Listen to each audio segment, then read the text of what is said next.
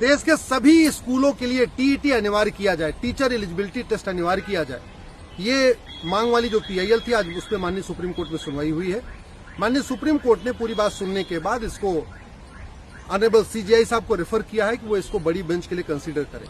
हमने उसमें यही कहा है कि जिस भी स्कूल में 6 से 14 साल तक के बच्चे पढ़ते हैं, वो किसी भी रिलीजन के द्वारा बनाया गया हो, किसी भी रिलीजन के द्वारा चलाया जा रहा हो, किसी भी मजहब के द्वारा स्कूल चल रहा हो, लेकिन जहां भी 14 साल तक के बच्चे पढ़ते हैं वहां पे टीईटी यानी टीचर एलिजिबिलिटी टेस्ट अनिवार्य होना चाहिए।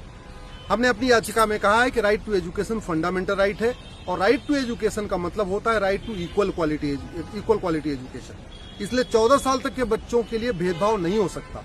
टीचर की क्वालिटी पूरे देश में 14 साल तक सभी बच्चों के लिए एक समान होनी चाहिए और वो तभी हो सकता है जब सभी स्कूलों में टीचर्स के लिए टीईटी अनिवार्य हो। अभी माइनॉरिटी स्कूलों को टीईटी से छूट मिली हुई है। हमने उसी बात को चैलेंज किया है और हमने ये भी कहा है कि पहले माइनॉरिटी डिफाइन हो जाए, माइनॉरिटी कौन है, उसके बाद माइनॉरिटी के नाम पे माइनॉरिटी स्कूल खोलने की अनुमति दी जाए। भारत के संविधान में कहीं माइनॉरिटी डिफाइन नहीं है, भारत के किसी कानून में माइनॉरिटी डिफाइन नहीं है। माइनॉरिटी को आइडेंटिफाई कैसे किया जाएगा, इसकी कोई गाइडलाइन बनी नहीं है। नेशनल लेवल पे माइनॉरिटी होगा कि स्टेट लेवल पे माइनॉरिटी होगा कि डिस्ट्रिक्ट लेवल पे माइनॉरिटी को आइडेंटिफाई किया जाएगा, ऐसा कहीं कुछ लिखा नहीं है, ऐसा आज तक इसकी कोई गाइडलाइन नहीं बनी है। 1% वाला माइनॉरिटी कहलाएगा कि 2% वाला माइनॉरिटी कहलाएगा कि 3% वाला माइनॉरिटी कहलाएगा, इसकी भी कोई गाइडलाइन नहीं बनी है। जिसकी संख्या हजारों में होगी वो माइनॉरिटी कहलाएगा, या जिसकी संख्या लाखों में होगी वो माइनॉरिटी कहलाएगा, या जिसकी संख्या करोड़ों में होगी वो माइनॉरिटी कहलाएगा। तो आज की डेट में माइनॉरिटीज के नाम पे स्कूल चल रहे हैं, माइनॉरिटी के नाम पे कॉलेज चल रहे हैं, माइनॉरिटी के नाम पे लोन वजीफा चल रहा है, माइनॉरिटी के नाम पे यूनिवर्सिटी चल रही है, लेकिन माइनॉरिटी कौन है ये कहीं लिखा ही नहीं है। माइनॉरिटी को आज तक डिफाइन ही नहीं किया गया है, इसीलिए हमने इसको चैलेंज किया है। राइट टू एजुकेशन में 2012 में संसद में एक प्रस्ताव पास करके राइट टू एजुकेशन को बदला गया था और वो 2012 में इसलिए बदलाव किया गया था कि 2012 में 7 राज्यों में चुनाव होना था। मुस्लिम पर्सनल लॉ बोर्ड और जमीयत उलमा हिंद बार बार कह रहे थे कि मदरसों को राइट टू एजुकेशन के दायरे से बाहर निकालिए। उसके बाद कांग्रेस की सरकार ने 2012 में राइट टू एजुकेशन में सेक्शन 1 सब क्लास 4 और सेक्शन 1 सब क्लास 5 जोड़ दिया था और जोड़ के मदरसों को इससे बाहर निकाल दिया था राइट टू एजुकेशन के दायरे से। इसलिए मदरसों में कौन पढ़ा रहा है, कहां से फंडिंग हो रही है, क्या उनका सिलेबस है, पढ़ने वाला कौन है, पढ़ाने वाला कौन है, कौन सी किताब है, ये राइट टू एजुकेशन के दायरे से बाहर हो गया है। हमने उस दोनों धाराओं को भी माननीय सुप्रीम कोर्ट में चैलेंज किया है। आज माननीय सुप्रीम कोर्ट ने सभी दलीलों को सुनने के बाद इस पूरे मामले को ऑनरेबल सीजीआई साहब को रेफर किया है कि वो इस पे कंसीडर करें कि इस पे बड़ी बेंच बनना है कि नहीं बनना है। और वो इसलिए किया है क्योंकि इसके पहले जब टीटी का मैटर आया था वो लार्जर बेंच को रेफर हो गया था, इसलिए आज हमारा मैटर भी इसको लार्जर बेंच को रेफर कर दिया गया है। जब इस पे सुनवाई होगी, एक साथी सुनवाई होगी, हमारा यही कहना है कि राइट टू एजुकेशन का मतलब right to equal quality education होता है। राइट टू एजुकेशन का मतलब यूनिफॉर्म एजुकेशन होता है। राइट टू एजुकेशन का मतलब 1 नेशन 1 सिलेबस होता है, 1 नेशन 1 करिकुलम होता है। राइट टू एजुकेशन का मतलब सारे टीचर्स की क्वालिटी एक जैसी होनी चाहिए, यूनिफॉर्म क्वालिटी होनी चाहिए, और वो तभी होगा जब जहां भी 14 साल तक के बच्चे पढ़ रहे हैं उनके लिए नियम कानून एक होगा, रेगुलेशन एक होगा। हमने इसमें ये भी कहा है कि अगर आप इस तरीके से डिस्क्रिमिनेट करते रहेंगे कि नहीं बाकी जो स्कूल हैं वहां पे 25% गरीबों को रिजर्वेशन रहेगा, लेकिन जो माइनॉरिटी स्कूल है उसमें 25% रिजर्वेशन नहीं होगा, तो स्कूल खोलने के लिए लोग कन्वर्ट होना शुरू करेंगे। और ये घटनाएं आ भी रही हैं। उत्तर प्रदेश में, बिहार में बहुत सारे ऐसे लोग स्कूल खोलने के लिए अपने आप को बौद्ध कहने लग गए हैं, स्कूल खोलने के लिए आपको अपने आप को सिख कहने लग गए हैं। मतलब माइनॉरिटी का लाभ लेने के लिए लोग माइनॉरिटी में कन्वर्ट होते जा रहे हैं। तो ये जो माइनॉरिटी वाला डिवीजन चल रहा है ये ठीक नहीं है, ये बिल्कुल गलत है।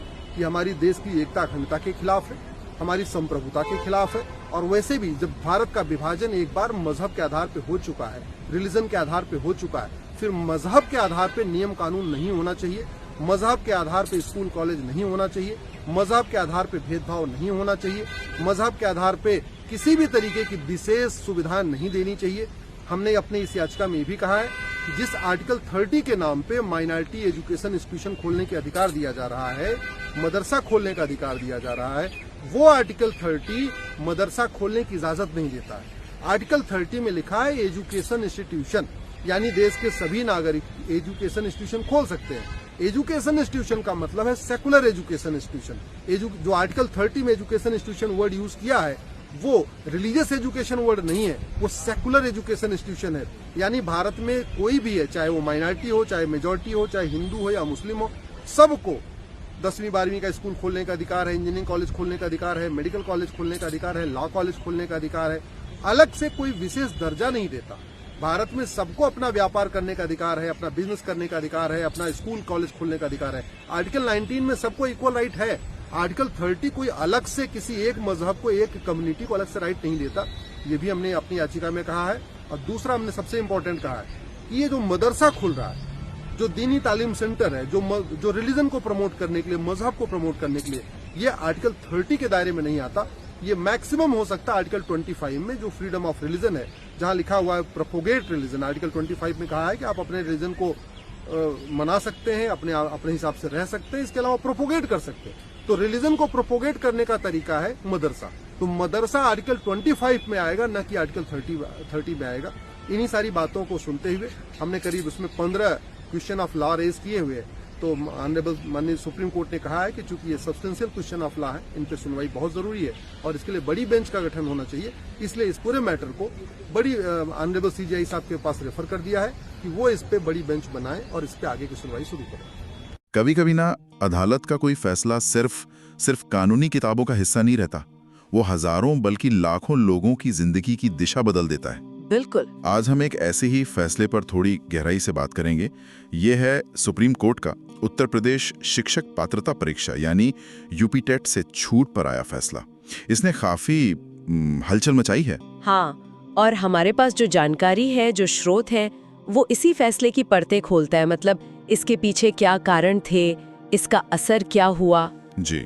तो आज हमारी कोशिश यही रहेगी कि इसके अलग अलग पहलुओं को समझे, कोर्ट ने क्या सोचकर ये फैसला दिया और आगे चलकर इसका खासकर शिक्षा व्यवस्था पर क्या असर पड़ सकता है। ठीक है, तो चलिए इस पूरे मामले को थोड़ा खोलते हैं, इसकी तह तक चलते हैं। देखिए, ये मुद्दा सिर्फ कुछ नियमों या कानूनों का नहीं है। नहीं, बिल्कुल नहीं। ये हजारों शिक्षकों के सालों के संघर्ष की कहानी है। उनकी उम्मीदें थीं, एक अनिश्चितता थी। एक तरफ उनका अनुभव था, सालों का पढ़ाने का तजुर्बा। हाँ। और दूसरी तरफ थे नए नियम जो बाद में आए। तो इसी टकराव पर आखिरकार सुप्रीम कोर्ट ने अपना फैसला सुनाया है और बरसों से जो एक कश्मकश चल रही थी उस पर एक तरह से विराम लगाया है। ये मामला सीधे सीधे उन टीचर्स से जुड़ा था जिनकी अपॉइंटमेंट उस समय हुई थी जब यूपी के सरकारी स्कूलों में पढ़ाने के लिए टीईटी मतलब टीचर एलिजिबिलिटी टेस्ट, हाँ टीईटी, वो पास करना जरूरी नहीं था। ये वो शिक्षक थे जो सालों से, कुछ तो शायद दशकों से पढ़ा रहे हैं। तो फिर सुप्रीम कोर्ट का इस पर अंतिम फैसला क्या रहा? सबकी नजरें इसी पर थी। देखिए, सुप्रीम कोर्ट ने एक बहुत महत्वपूर्ण फैसला दिया।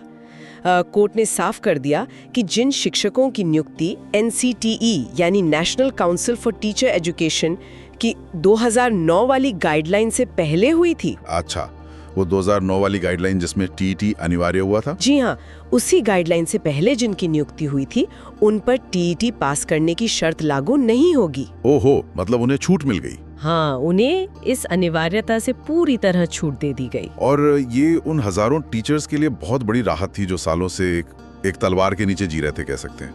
और कोर्ट ने इसके पीछे तर्क क्या दिया? सुनने में आया कि कोई बड़ी दिलचस्प टिप्पणी भी की थी कोर्ट ने। हाँ बिल्कुल। जानकारी के अनुसार सुनवाई के दौरान जस्टिस बेंच ने एक बहुत ही अहम और मार्मिक भी कह सकते हैं टिप्पणी की थी, जो शायद उनके फैसले की आत्मा को दर्शाती है। क्या कहा था उन्होंने? उन्होंने कहा, कानून न्याय के लिए होता है, सजा के लिए नहीं। कानून न्याय के लिए होता है, सजा के लिए नहीं। हाँ, इस एक वाक़ये से ही काफी कुछ साफ हो जाता है कि कोर्ट का नजरिया क्या था। उनका मानना था कि जो शिक्षक सालों पहले उस समय के नियमों के हिसाब से नियुक्त हुए थे और सेवा दे रहे हैं जी, उन पर बाद में बने नियम को पिछली तारीख से थोपना, ये एक तरह से उन्हें सजा देने जैसा होता। हाँ, ये तो अन्याय होता। बिल्कुल, जो न्याय संगत नहीं है। ये दिखाता है कि कानून को सिर्फ सख्ती से नहीं बल्कि मानवीय दृष्टिकोण से भी देखना चाहिए। ये समझना भी जरूरी है कि ये टकराव पैदा कैसे हुआ, मतलब ये सब शुरू कहाँ से हुआ, ये नियम बदलने की जरूरत क्यों आई? देखिए, इसकी जड़ें जाती हैं साल 2009 में। उस समय राष्ट्रीय स्तर पर शिक्षा की गुणवत्ता को लेकर चिंताएं थीं। बातें हो रही थी। हाँ, वो दौर था जब क्वालिटी एजुकेशन पर जोर बढ़ रहा था। जी, तो उसी समय एनसीटीई ने ये गाइडलाइन जारी की। मकसद ये था कि भविष्य में जो भी सरकारी स्कूलों में शिक्षक बने, उनकी योग्यता का एक न्यूनतम मानक तय हो। अच्छा। इसीलिए ये टीचर एलिजिबिलिटी टेस्ट यानी टेट इसको अनिवार्य किया गया। इरादा नेक था कि क्लासरूम में योग्य और प्रशिक्षित शिक्षक ही पहुंचे। इरादा तो ठीक लगता है, फिर ये विवाद क्यों खड़ा हो गया? विवाद की जड़ वो शिक्षक थे जो इस 2009 की गाइडलाइन आने से कई साल पहले ही नियुक्त हो चुके थे। अच्छा, वो पुराने शिक्षक। हाँ, अब सोचिए, कोई टीचर है जो 15 साल 20 साल से पढ़ा रहा है। उन्होंने न जाने कितने बच्चों को पढ़ाया होगा, उनका भविष्य संवारा होगा। बिल्कुल। और अचानक उनसे कहा जाए कि भाई अब आपको एक परीक्षा पास करनी होगी, नहीं तो आपकी नौकरी खतरे में है। ये उनके लिए एक बहुत बड़ा झटका था। हाँ, समझ सकता हूँ। यहीं पर उनकी मुश्किल शुरू हुई होगी। तो उनकी दलील क्या थी? क्या वो परीक्षा नहीं देना चाहते थे या नियम लागू करने के तरीके पर सवाल था? देखिए, उनकी मूल दलील बहुत सीधी और तार्किक थी मेरे हिसाब से। उनका कहना था कि भाई जब हमारी भर्ती हुई थी, उस समय जो भी नियम थे, जो योग्यताएं थी, वो हमने पूरी की थी। जी। तब टेट जैसी कोई चीज थी ही नहीं, तो अब इतने सालों बाद हम पर ये नया नियम कैसे लागू हो सकता है? ये तो वही बात हो गई ना, रेट्रोस्पेक्टिव, मतलब पिछली तारीख से कानून लागू करना। हाँ, जो अक्सर विवादित होता है। बिल्कुल। और वो इसी का विरोध कर रहे थे। उनके लिए सिर्फ नौकरी का सवाल नहीं था, ये उनके सालों के अनुभव, उनकी सेवा के सम्मान का भी सवाल बन गया था। और शायद इसीलिए वो आंदोलन शुरू हुआ, यूपी टेट से छूट आंदोलन। हाँ, बिल्कुल। और ये कोई छोटा मोटा विरोध नहीं था। जैसा कि जानकारी है, ये शिक्षक संगठित हुए, उन्होंने शांतिपूर्ण प्रदर्शन किए, धरने दिए, अपनी बात सरकार तक, अधिकारियों तक पहुंचाई। काफी लंबा संघर्ष रहा होगा। बहुत लंबा। और जब बात नहीं बनी तो उन्होंने फिर न्यायपालिका का दरवाजा खटखटाया। हाई कोर्ट गए, फिर सुप्रीम कोर्ट तक। ये लड़ाई कई साल चली। उनकी एक ही मांग थी, हमें उस नियम से छूट दी जाए जो हमारी नियुक्ति के समय था ही नहीं। ये उनके लिए अपने हक की लड़ाई थी। तो इतने सालों के संघर्ष के बाद जब आखिरकार सुप्रीम कोर्ट का फैसला उनके हक में आया, वो पल कैसा रहा होगा? कोर्ट के बाहर का माहौल? बताया जाता है कि सुप्रीम कोर्ट के बाहर का नजारा बहुत ही भावुक था। जैसे ही फैसले की खबर आई, सालों का जो तनाव था, जो अनिश्चितता थी, वो जैसे एक पल में गायब हो गई। कई शिक्षक, महिला पुरुष दोनों, अपने आंसू रोक नहीं पाए। किसी की आंखों में खुशी के आंसू थे, कोई हाथ जोड़कर भगवान का शुक्रिया कर रहा था। एक बुजुर्ग शिक्षक की आवाज में वो राहत साफ सुनाई दे रही थी जब उन्होंने कहा, आज जाकर इंसाफ मिला है। समझा जा सकता है। ये सिर्फ एक कानूनी जीत नहीं थी उनके लिए, उनकी पूरी जिंदगी, उनके परिवार का भविष्य से जुड़ा था। हाँ, ये बहुत बहुत अहम बात है। एक महिला शिक्षक का बयान भी है जो इस चीज को दिखाता है। उन्होंने कहा, हमने तो अपने बच्चों की स्कूल फीस भी इस केस के फैसले के भरोसे आगे टाल रखी थी। अरे बाप रे। हाँ, तो आप अंदाजा लगा सकते हैं कि उन पर कितना ज्यादा मानसिक और आर्थिक दबाव रहा होगा। ये फैसला सिर्फ उनकी नौकरी नहीं बचा रहा था, ये उनके परिवार की स्थिरता, बच्चों की पढ़ाई, उनके भविष्य की सुरक्षा से जुड़ा था। जो बोझ वो सालों से ढो रहे थे, वो एकदम से उतर गया। और फिर जैसे ये खबर बाहर आई सोशल मीडिया पर, तो जैसे बाढ़ आ गई प्रतिक्रियाओं की। बिल्कुल सही कहा आपने। कुछ ही घंटों में ट्विटर पर #TET छूट, #सुप्रीम कोर्ट वर्डिक्ट, #शिक्षक न्याय जैसे हैशटैग्स ट्रेंड करने लगे। फेसबुक, व्हाट्सएप ग्रुप्स, हर जगह बस इसी पर बहस। लोग अपने अपने नजरिए से इस पर राय दे रहे थे और समाज में ना एक स्पष्ट विभाजन दिख रहा था। किस तरह की प्रतिक्रियाएं थी? मतलब क्या मुख्य धाराएं थी विचारों की? मोटे तौर पर देखें तो दो तरह की बातें हो रही थीं। एक बड़ा तबका था जो इस फैसले का जोरदार स्वागत कर रहा था। हाँ, जो शिक्षकों के समर्थन में थे। बिल्कुल। उनके कमेंट्स में आप देखते एक्सपीरियंस जीता, अनुभव का सम्मान हुआ, न्याय की जीत। उनका मानना था कि सुप्रीम कोर्ट ने उन शिक्षकों के साथ न्याय किया है जिन्होंने सालों साल सेवा दी है। लेकिन दूसरी तरफ कुछ ऐसी भी आवाजें थीं जो व्यवस्था पर सवाल उठा रही थीं। जैसे एक टिप्पणी थी, सिस्टम हारा। अच्छा, सिस्टम हारा, इसका क्या मतलब निकाला जाए? शायद उनका इशारा इस तरफ था कि नियमों में इस तरह की छूट देना कहीं ना कहीं व्यवस्था को कमजोर करता है। एक मानक तय करने के बाद उससे पीछे हटना शायद ही उन्हें ठीक नहीं लगा। लेकिन क्या सभी लोग, खासकर शिक्षा के क्षेत्र से जुड़े लोग, इस फैसले से खुश थे या फिर इसका कोई दूसरा पहलू भी सामने आया जो चिंताजनक था? हाँ, यहीं पे कहानी का दूसरा रुख आता है। जैसा अक्सर होता है बड़े फैसलों के साथ, ये फैसला भी सबको रास नहीं आया। किन लोगों को? खास तौर पर वो युवा अभ्यर्थी जो सालों से टेट की तैयारी कर रहे थे या जो हाल ही में टेट पास करके नौकरी का इंतजार कर रहे थे, उनमें इस फैसले को लेकर काफी निराशा और चिंता देखी गई। अच्छा, उनके नजरिए से ये ठीक नहीं था? हाँ, उनके नजरिए से ये फैसला शायद उनके हितों के खिलाफ था। उनकी मुख्य चिंताएं क्या थीं? क्या सवाल उठा रहे थे वो?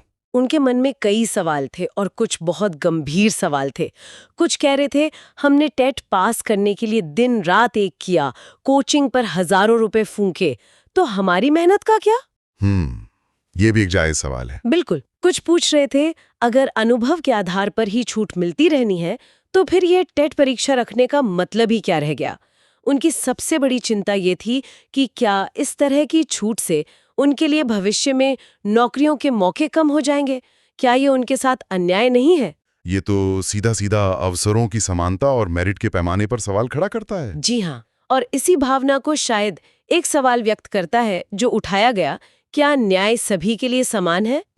ये सवाल उन युवाओं की पीड़ा और उनके असमंजस को दिखाता है जो महसूस कर रहे थे कि जब शिक्षक बनने के लिए एक स्टैंडर्ड, एक मानक तय हो गया है, तो फिर उसमें किसी भी आधार पर छूट क्यों, चाहे वो पुरानी नियुक्ति ही क्यों ना हो। उन्हें लग रहा था कि ये उनकी योग्यता पर सवाल है। हाँ, उन्हें लग रहा था कि ये उनके सपनों पर, उनकी योग्यता पर सवाल खड़ा करता है और ये एक तरह से आप कह सकती हैं 2 पीढ़ियों के बीच या अनुभव और नई योग्यता प्रणाली के बीच एक नए तनाव की शुरुआत जैसा था। ये वाकई एक जटिल स्थिति है। एक तरफ दशकों का अनुभव है जिसका सम्मान होना चाहिए, दूसरी तरफ नियमों की एकरूपता है, क्वालिटी का सवाल है और नई पीढ़ी की उम्मीदें हैं। कोर्ट के लिए भी ये संतुलन बनाना आसान नहीं रहा होगा। बिल्कुल। और यहाँ ये बात भी दिलचस्प है कि हमें टेट का जो मूल उद्देश्य है उसे भी ध्यान में रखना होगा। हाँ, वो क्या था? जैसा कि कुछ शिक्षा विशेषज्ञ बताते हैं, टेट सिर्फ एक पास फेल की परीक्षा नहीं है।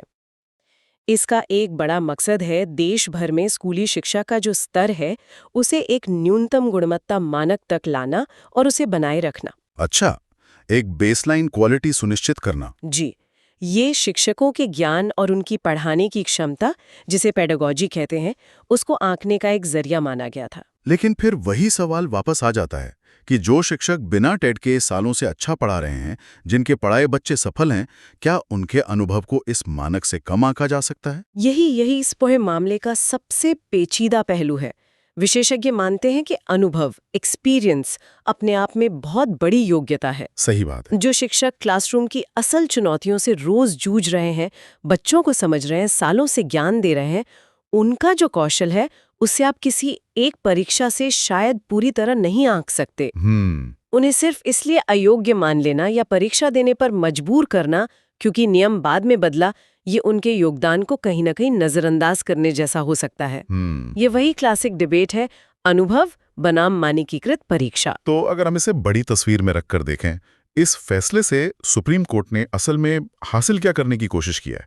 क्या ये सिर्फ एक ग्रुप को राहत देना था या इसका कोई बड़ा संदेश है? अगर हम थोड़ा व्यापक दृष्टिकोण से देखें तो ऐसा लगता है कि सुप्रीम कोर्ट ने एक बहुत नाजुक संतुलन बनाने की कोशिश की है। संतुलन? हाँ, एक तरफ उन्होंने उन पुराने शिक्षकों की स्थिति, उनकी सेवा, उनके अनुभव को पहचाना है, उसे मान्यता दी है और ये मानवीय भी लगता है, न्याय संगत भी। जी। लेकिन दूसरी तरफ उन्होंने भविष्य के लिए टीईटी की अनिवार्यता को खत्म नहीं किया है, यानी जो नए शिक्षक आएंगे उनके लिए वो मानक बना रहेगा। अच्छा, मतलब नियम आगे के लिए लागू रहेगा। हाँ, तो ये एक तरह से अतीत की सच्चाइयों का सम्मान करते हुए भविष्य के लिए गुणवत्ता के मानक को बनाए रखने का एक मिला-जुला प्रयास है। ये दिखाता है कि कानून को कभी-कभी परिस्थितियों के प्रति संवेदनशील भी होना पड़ता है। तो कुल मिलाकर इस सब का मतलब क्या है? उन लाखों शिक्षकों के लिए, उनके परिवारों के लिए और शायद पूरी शिक्षा व्यवस्था के लिए इस फैसले के क्या मायने हैं? इसके मायने बहुत गहरे हैं। ये सिर्फ एक केस का फैसला नहीं है। जैसा कि जानकारी इशारा करती है, ये लाखों परिवारों की जिंदगी से जुड़ा मामला है। हाँ। उन शिक्षकों के लिए ये सालों की जो अनिश्चितता थी, उसका अंत है। उनके आत्मसम्मान की बहाली है।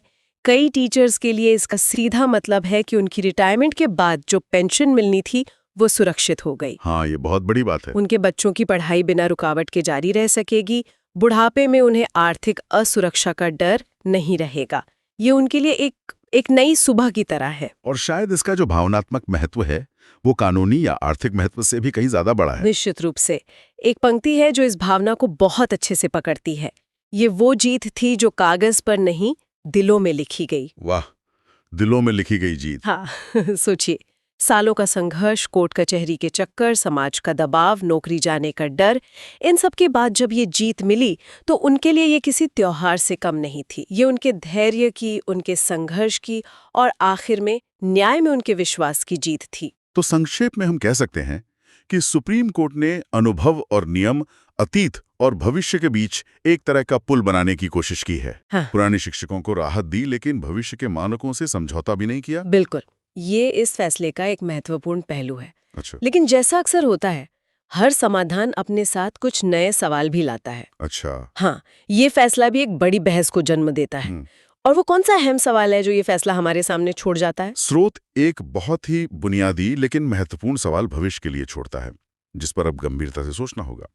ये एक महत्वपूर्ण सवाल खड़ा करता है कि क्या इस तरह की छूट जो अभी इन विशेष परिस्थितियों में दी गई है, क्या ये भविष्य में भी दूसरे मामलों में दी जानी चाहिए? क्या अनुभव को हमेशा नियमों या मानकीकृत परीक्षाओं पर प्राथमिकता मिलनी चाहिए, खासकर तब जब गुणवत्ता का सवाल जुड़ा हो? या फिर क्या शिक्षा जैसे महत्वपूर्ण क्षेत्र में यूनिफॉर्मिटी और निष्पक्षता के लिए हर किसी के लिए, चाहे वो नया हो या पुराना, नियुक्ति कभी भी हुई हो, एक समान योग्यता मानक और परीक्षा ही एकमात्र सही रास्ता है? यही वो बड़ा प्रश्न है जिस पर अब पॉलिसी मेकर्स को, शिक्षाविदों को और हम सबको, समाज को मंथन करना होगा। अनुभव का मूल्य बनाम नियमों की समानता, व्यक्ति के साथ न्याय बनाम व्यवस्था की अखंडता। ये बहस शायद यहीं खत्म नहीं होगी। नहीं, ये जारी रहेगी। हाँ, ये आगे भी चलेगी। ये फैसला इस बहस का एक महत्वपूर्ण पड़ाव है, अंत नहीं। निश्चित रूप से ये एक ऐसा मुद्दा है जिस पर गहराई से सोचने की जरूरत है और हम अपने श्रोताओं को भी इसी सवाल पर विचार करने के लिए छोड़ते हैं। और जैसा कि हमारे स्रोत की अंतिम पंक्ति कहती है, ये फैसला अपने आप में एक इतिहास बन गया है। यूपी टीट से छूट, आज का फैसला, कल का इतिहास।